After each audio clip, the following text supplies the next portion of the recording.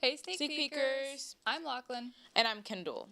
This is our first show coming back from South by Southwest, so we'll be starting off this episode with our rankings of everything we got to see at the festival.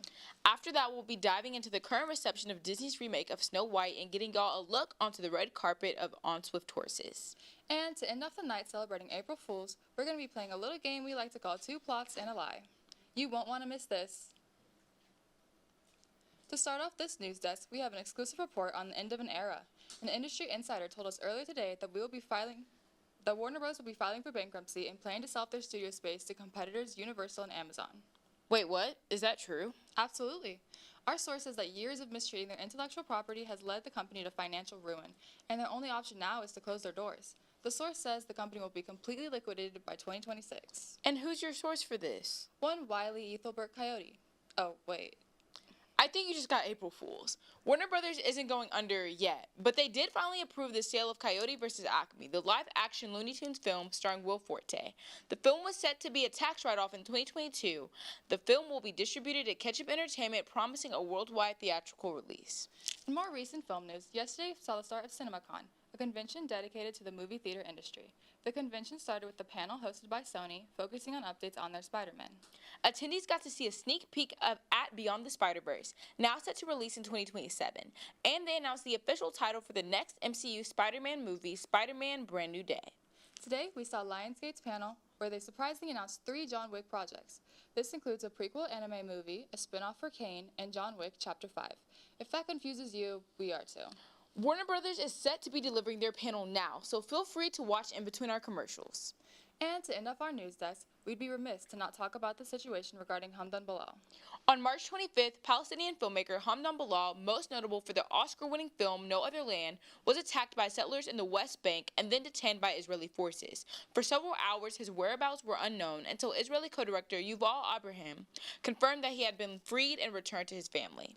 The Academy released a brief statement on the incident shortly after, but the lack of support for Hamdan Bilal led to outrage from Abraham, the documentary branch of the Academy, and over 800 other petition signatories. The Academy later sent an apology for their statement, but some still believe it didn't do enough to support the filmmaker. In support of Hamdan Bilal, we're dedicating this week's movie recommendation to No Other Land. Moving into some other film recommendations, we have 4 sneak peekers waiting to tell you about the best films they saw at this year's South by Southwest. Let's hear what they have to say. Not a funny movie. It's not a heartfelt movie either. It's just there. It's colorful. And that's like fine, except it's not consistent. So it's not really like giving anything back to us. It's pretty to look at sometimes. Sometimes. And All that's right, it. Gavin. Okay. What about you? So. And let's make it quick. My see, so viewers out there, my least favorite of the festival, they're not in agreement with me here. I did not enjoy the Ballad of Wallace Island. That's crazy. And that's a movie you didn't finish. That was the movie I didn't finish. Wow. To clarify, I did not walk out of the movie. I had to leave early to go to another press junket, but it was, I don't know if I have a thing against like charming British people or like you don't whimsical. like old men? You don't I like not fun? really. No. Well, You don't like fun. you don't like cute old men? I don't Yeah. think that I didn't find them particularly cute. I think that to Melody, what you were saying with Odessa, that's kind of how I felt. It was a bit of a snooze fest. I'll be honest, I was struggling to stay awake. God. Wow. And With like the number This one is- Wallace Island. If y'all didn't know, Oh, this yeah. shirt. Because is I'm the from- number one Can fan. we get a I'm wide the on this? second number one fan of My Guy from Mortimer because number one is Yeah. in the movie. Yeah. I guess like we can move into our favorites of the. Yeah. I will say I Of the do festival. I do love the merch. I have one too. It's This is, great. like, they, so- they did a good job yeah. with the merch. Carol, Excellent. please like defend this movie. This movie is based off a short that they worked on 17 years ago and it finally got made, and it is just, as someone who has seen so many rom-coms, I really know when something like hits different and is special. And I feel like rom-coms are just like an ode to like girlhood and like being a woman. And like there was this middle-aged couple next to me, and the lady was laughing at every single joke, and I was like, this is what I want to like feel when It I'm was at so that cute. age. And they played music. Yeah. Like, come on So now. it's You just can't so beat that. enjoyable. And All right, we don't have much time left though, so I'm going to let y'all two talk about your 2 favorite movies. Okay, so I know for everyone it's gonna be together, but I'm gonna place Yes. a wild card and say Ash. Okay, was all my right, I'm gonna stop you favorite. there. Y'all, unbiased visually, Ash. like unreal. I Bro. remember when, where, I was, on the side of a Nah. Paramount and just hearing like the music as Asa Gonzalez is walking across, like Well, the colors. Flying That's Lotus popped off with the directing and the score, like that. I had to watch it twice. I had to watch all right, it. Like, that's enough. Gavin, together. I want to talk. I want You to talk got about like the 10 seconds. true best of the festival. Michael Shanks together. Everybody needs to see it. There's not much that I really want to say because it's best to just go in blind. Yeah. But Dave Franco and especially Alison Brie kill it. It's so freaky. It's so great and it's so original. But also it's a shock that it hasn't been done before. It's great and everyone should see it when it comes out on August 9th. I actually second that. So Yes. Hey Kendall, have you gotten to see Snow White yet? Not yet, but I honestly don't know if I will. I've been hearing 1,000 things about the movie, and at this point, I don't know what to believe. Well, maybe Gavin can help us shed some light on that situation, as he details the world of Rachel Zegler, Disney, and recent online attacks of people of color. Take it away. Hey sneak peekers, I'm Gavin, and today we're checking out the recent discussions surrounding Disney's newest live-action remake, Snow White. Starring the radiant Rachel Zegler, alongside Gal Gadot and Andrew Burnap, the film faced early disappointment when it was first announced at the D23 Expo in 2022 with the initial 2024 release. But due to the 2023 SAG-AFTRA strike, it was delayed another year. Audiences and fans have called live-action remakes lazy and unnecessary, but tensions didn't rise until Rachel Zegler and Gal Gadot started press for the film. Zegler faced backlash for saying that the princess, quote, wouldn't be saved by the prince in this film, and would instead focus on dreaming about becoming a leader. Many fans were outraged by her sentiment, which was odd considering that Gadot was the one who originally spoke about the film's direction, with Zegler simply adding on. Yet Zegler was the one who, quote, ruined her career. Fans were upset, with some claiming that, quote, plenty of girls want to find love, while others called her entitled. Ironically, past interviews have resurfaced from other live-action Disney princesses, like Lily James, who played Cinderella, and Emma Watson, who played Belle, saying similar statements. So, if Zegler is expressing the same vision for Snow White as past actresses did for their characters, why did the internet single her out? The backlash intensified when producer Mark Platt's son blamed Zegler's Free Palestine tweet after the 2024 D23 convention for hurting the box office numbers for the film. Snow White grossed around $42 million in its opening weekend domestically, which is a lot less than other remakes from Disney. The report also went on to reveal that Platt wanted to discuss the studio's concerns with Zegler's political statement, even though her co-star Gal Gadot publicly supports Israel and the Israeli Defense Force. If Zegler's political statement was blamed for the film's poor performance, why didn't the same scrutiny fall on Gadot for hers? TikTok videos have shown empty auditoriums as many people are boycotting the film or are just disinterested. But the negative press towards Zegler's political views, and even her casting as a Latina, is completely unwarranted. Her skin color has no impact on the performance. Meanwhile, other parts of the film have been called out as problematic and should be attributed to the film's poor performance. For instance, people with dwarfism have criticized the film's use of CGI to animate the seven dwarves instead of casting real actors with dwarfism. This overblown wave of hate against Rachel Zegler highlights deeper issues. How society deals with POC leads in popular films, women who confidently voice their beliefs, and how Disney continues to scapegoat its young, talented women of color for its own failures, offering little support when they face backlash at a public scale. Nevertheless, Zegler's response to this hate has been consistent, with kindness mirrors her character, as she consistently thanks the crew that she works with, showing she truly is, quote, fairest of them all. Feel free to let us know your thoughts at Sneak Peek TV on Instagram and Twitter. And Disney Snow White is in theaters now. Bye, Sneak Peekers. We'll see you after the break. Or we're back to hosts. As messy as this whole situation is, that honestly makes me miss going to the movies. I should go sometime soon. Well, if you're looking for a film to see, On Swift Horses is set to release later this month, starring Daisy Edgar-Jones and Jacob Elordi. Oh my god, I love them. Then you're gonna love this red carpet interview we got at South by Southwest. Roll the clip. Hey Sneak Peekers, I'm Anna and I'm here on the red carpet of On Swift Horses at South by Southwest to talk to the cast and crew. So I'm obsessed with her career, and I know that you just did Cat on a Hot Tin Roof. Yes. That show holds a special place in my heart because I did it my senior year of high school. Were you Maggie? I played Big Mama. That's a great character. I loved her. She's amazing. She's like I think she's such a brilliant character. She's amazing. I miss her every day. So I know both Cat and On Swift Horses are set in the 50s. How was transitioning between both projects and like maybe the accent or just being in the 50s? How was that transition for you? Yeah, I mean it was really I loved I loved working in that kind of world, and I especially with this film, I loved the clothes and the period of them all, and finding out kind of how to fill into that space. But yeah, I think it's funny, like in Cat on a Hot Tin Roof, she has a southern accent, and I weirdly, it seems to be what I've done for the last 5 years, which is weird because I am incredibly British. But yeah, I love it. I think I feel like that accent and that kind of character really lent itself to it, because she's kind of this sort of ferocious human that I just loved inhabiting a cat. Exactly. I love that. And I need to know, what was it like being in a situationship with Will Poulter and Jacob Elordi? I mean, that was my challenger. And Sasha. And Sasha. Yes, and Sasha. I mean, what a great place to be.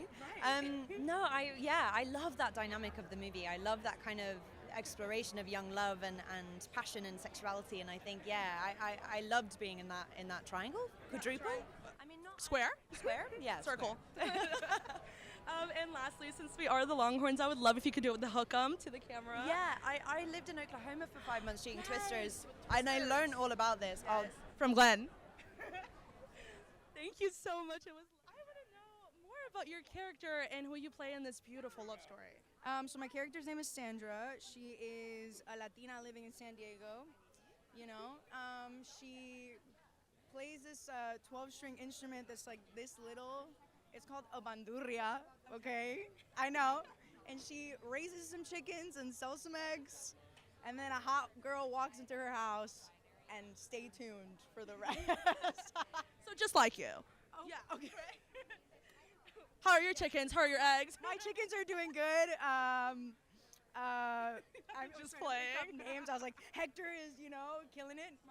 Margarita was vibing. She was dancing like this. Oh my God. Thank you. And this also has nothing to do with the film, but I know you were talking to Chapel Roan at Paris Fashion Week the other day. Yeah, What were you sweet. She's just really sweet. I don't know. She was just kind. It was her first show, and it was just a chat. Nothing crazy. No, she's so sweet. She was so friendly and so kind. I love that. We love seeing just women in general, successful women together. I think so too. You and Daisy, you and Kat. There you go. How is that in the movie? It's incredible. Kat, have you seen the movie? Not. Okay, you're gonna love it. Well, Kat's role is I'm gonna watch right now. She's so feisty. She's like sneaky. She like her hands go places in this movie. I'm like, damn, Kat. Yes, but everybody's beautiful in this movie. Yeah. And obviously, as a queer person, how do you feel like your queerness was represented in this film? And especially in that era where queerness was not celebrated, how do you feel like Daniel tackled that? I think that Sandra's just very confident in herself and who she is. And there's a really beautiful scene where we get to see her book club, and we kind of see the inside of her world and her community. And I think Muriel, through her discovery, finds interest in that. And I think that that's, Muriel Daisy's whole awakening. Yeah. I'm so excited to watch it. And I want to know, how was transitioning from your previous work onto this film? Obviously, it's nothing like Supergirl. Yeah, I was just excited to play a queer role, to be honest with you. I think I was excited to play a strong queer woman. Yeah. I was really excited about that. Is that what made you jump onto this? For sure. Yeah. I love that. And what was your favorite memory on set? Working with Daisy was my favorite memory on set. I mean, we had our scenes were consolidated, but she's just so lovely and makes it all easy, and all of our scenes were so much fun. And yeah, she's a kind, magical human being. Love that. I wish I could keep talking to you, but I'm not gonna hold you any longer. If you like that and you want to see more, click here for more of our videos and subscribe. Ending off today's episode, we have a little game called Two Plots and a Lie. In celebration of April Fools, we're going to let sneak peekers talk about some of the wackiest shows and try and trick viewers on which plots are real and which are fake. Let's meet our contestants. What's up, y'all? My name is Mauricio, and today I'm joined by Annie, Ed, and Nolan, and today we're playing a little game called Two Plots and One Lie. We're doing it based on a chosen TV show, and we're going to start with Annie right off the bat. Okay, so my TV show is SpongeBob. I'll just read the plots to you, and then we can discuss. First plot. Squidward's rival thinks that Squidward is in a famous band that's performing at the Bubble Bowl. So Squidward forms a band from Bikini Bottom residents, and they successfully pull the performance off. Plot number 2. SpongeBob and Patrick start selling chocolate bars door to door after reading about fancy lifestyles. After a lot of different people that they knock on their doors, they end up selling all their chocolate to a wealthy woman, and they eat at a fancy restaurant to celebrate. Last plot. After a mix-up at the Krusty Krab, SpongeBob and Squidward accidentally switch roles. So reluctantly, Squidward learns that he's actually a really good fry cook when he channels his artistic side, and it goes to his head, and he demands recognition as Bikini Bottom's next great chef. You think we're fools? Yeah. You think we're fools? Wait, You think I don't know about the Bubble Bowl? Well, Yeah. I feel like the Bubble Bowl is iconic, but was it created as a meme or was it an actual episode? I feel like I'm trying to think the chocolate one, but I feel like I see an image of like SpongeBob with like chocolate on his mouth, so I feel like that one's. You don't remember? Chocolate. Was it Yeah, chocolate? but there's so many It plots. wasn't Like there's so many plots in that TV show. It's just new SpongeBob, man. They're running out of ideas. Yeah, I feel like I got it in the bag here. I don't know. Because I remember that chocolate story, because there's that famous, like, sound snippet of chocolate. But was that the plot? That's the thing. Were they like trying to be fancy and like sell the chocolate, I'm gonna go with number 2. as the lie? As the lie. Yeah, number 2. I'm sticking with number 3. Okay. And Nolan is correct. What? Number 3 is completely fake. Wait. That could happen. Yeah. Yes. For sure. It could for sure happen. The Bubble Bowl was supposed to be like the easy one to help you guys, but I see. All right. Moving on to Ed. What is Okay. your show? Gravity Falls. All right. All right. These aren't fully plots. It's more like just you'll get it. Yeah. Okay. Number 1. There's an episode where Mabel tries to free a boy band of clones, but ends up wanting to keep them. Gravity Falls is canonically connected to King of the Hill, and Dipper sings "Dancing Queen" by ABBA in one of the episodes. Now, I never watched Gravity Falls, but I've seen there's like Illuminati stuff and whatnot, so like anything could happen, And I feel like that second one just ain't it. I think that's the lie. The King of the Hill? Yeah. Well, you're allowed to think that. no. I'm Whoa. gonna think that. I'm gonna keep thinking. Now, I might be mistaken here, but when I remember the plot point 3, I think this is where you're trying to trick us.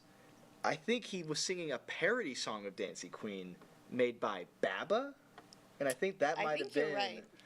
the precursor there. I didn't expect to know this much about these shows, to be honest, but we all that's just a went deep for cut. animated shows, and I'm realizing that I stayed inside a lot as a kid. Okay, so is it You want really to talk that? about that? How much time we got? Is it really that specific though? So, if it's a parody, then that would technically be a lie because that did happen. I remember, but it wasn't the song word for word. It was a different version. But I don't of it. remember King of the Hill either. I remember the clones. Yeah, I don't think that happened. To be honest. I'm gonna stick with 3 as the Same, lie on 10 this one as toes. well. I'm gonna say 2. 2? King of the Hill. What about you? 2? I'm saying 10 toes. I said 2. Two? I'm sticking with 2. Yeah, he's right. Wait. Canonically, Gravity Falls is connected to The Simpsons, which then crossed over Oh with my King of the Hill. Okay, that's too much. That is That's the biggest not. stretch. That's not the Ed. plot though of the episode. All right. Is that? But fair enough. All right, Nolan. What is your show? Playing it fast and loose here. Okay, I'm going to be doing Teen Titans Go. It's very hard to ever guess what a Teen Titans Go plot is. I have very quick little segments on what the plot is. The first one is the one where Beast Boy thought the Earth was flat. The second one is That could happen. the one where Robin teaches the gang how to navigate cryptocurrency. And the second one, the one where they all wear diapers because it makes life easier. I feel like that. I remember that one. happened. What do you I mean you feel like remember I that? vaguely I saw a remember clip. that. A clip's been circulating recently. Uh-huh. How recent is the show? Like, would cryptocurrency Yeah. When be? did it end? It Yeah. hasn't ended. Ended? No. Oh, It hasn't it's still ended? going. No, yeah, it's still going. Like the. Teen Titans Go There's is Teen Titans the and the Teen longest Titans. running DC animated show ever. then yeah, that probably happened. But Flat Earth, that's also like, and that seems like Uh-huh. Beast Boy type thing. You can ask me questions about any of these episodes. Okay, what happened in the Beast Boy Flat Earth episode? So he ate so many pancakes that he thought the Earth must be the shape of a pancake. Okay, what happened with the crypto episode? So this is one where Starfire was scammed by the Joker, and Robin tries to teach them about like a Trojan horse scam. Robin tries to teach about cryptocurrency. There's a long line of episodes based on teaching about finances, about like how to save and how the Federal Reserve works, and this cryptocurrency one is like in a line of 3. And for what was that last one? Oh. The one where they all make diapers because it makes life easier. You can tell. You want to tell them about that one? I saw a clip and it's like spider's barely disguised fetish. Oh. Deep. All right. So either you really thought this through, or the cryptocurrency thing did actually happen, because that was a lot of details. I've seen an image of them in diapers, so I'm gonna say crypto is not the real plot. I think I'm gonna just do something different and say that the flat Earth is a lie. No, I feel the crypto. Like, I feel like they wouldn't have gone that far. I remember the text. Wait, but like Flat Earth, that's like. Now that got me thinking. Yeah, but if they put them in diapers, then they could talk about Flat Earth is false. Flat Earth. Oh. Crypto. Flat Earth. No, Flat Earth. Flat Earth. Flat Earth. Flat Earth. Crypto. Here's our winner. Because I remember they covered Why taxes. do you have They're like, so much information about that? I was stealing from another plot where Starfire got scammed by the Joker. Therefore, they tried to rob the Joker back. Okay. So I did a different spin on it. Okay. But I remember they never bring in, I don't think they've ever brought in the Joker. Or, they probably have. They brought in for the movie, they did. Wait. We're talking about the show. So was the plot actually that he ate a bunch of pancakes then? Yeah, And that happened? he just really liked pancakes, so he thought the world must be a pancake. Wow. Well, I guess that kind of relates. Yeah. Yeah, for the most part. Well, I think that's all the time we got. We hope you enjoyed this week's episode. Come back for more next Tuesday. And yeah, I guess that's it from us for this week. And hope you enjoyed this week's episode. Woo! See y'all next week.